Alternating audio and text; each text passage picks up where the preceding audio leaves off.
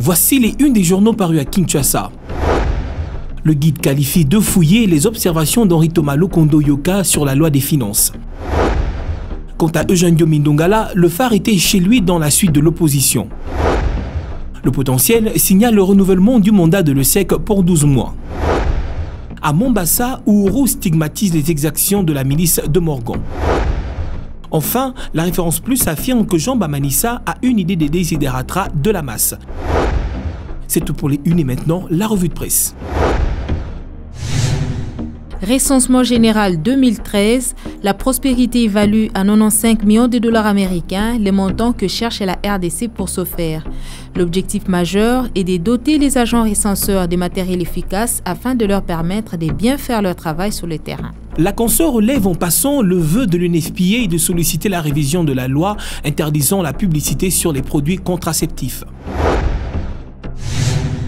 Recensement de la population et conscientisation des élites, la Colombe analyse les mémoires des DS défendues à l'UNIKIN par Benjamin Mukulungu qui portent sur la perception des hauts fonctionnaires de l'indice de leur déresponsabilisation sur l'efficacité de l'État en RDC.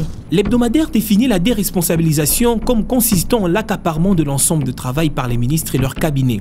Ainsi, la sécheresse des prestations observées au sommet administratif découle-t-il de la rétention et de l'absorption de ces attributions par l'autorité politique qui ne ferait aucune distinction entre les responsabilités politiques et les responsabilités administratives et techniques. Inconscience et irresponsabilité, c'est ce qui règne en maître au cimetière de Kintambo après les constats du phare, scandale des croix arrachées, tombes cassées et ossements humains à l'air libre. En dépit de nombreuses décisions de fermeture datant de plus de 2 décennies, que rappelle le confrère, on continue à accueillir de nouveaux pensionnaires, et cela dans la plus grande anarchie et dans une confusion totale. Quittons cet horizon macabre pour les sports avec les potentiels qui dévoilent la liste revue des 23 joueurs convoqués par Claude Leroy pour les matchs amicaux contre le Burkina Faso dans 6 jours au Maroc. Le sélectionneur français a rappelé Diego Mutombo de V-Club et Hervé Gage de Sporting Charleroi en Belgique pour remplacer, précise Le Quotidien, Gradingoy de Troyes en France et Steven Zuzit de Stoke City en Angleterre. Ces derniers ont annoncé leur refus de participer à ce match organisé dans le cadre des préparatifs de la CAN Afrique du Sud 2013. En Coupe d'Afrique de Taekwondo, la référence plus trouve que la RDC s'est mieux comportée à Antananarivo. L'équipe nationale a ramené 8 médailles, dont 2 en argent et 6 en bronze. La consoeur est d'avis que c'est mieux qu'en 2010 en Libye où les léopards n'avaient remporté que 2 médailles, une en or et l'autre en bronze.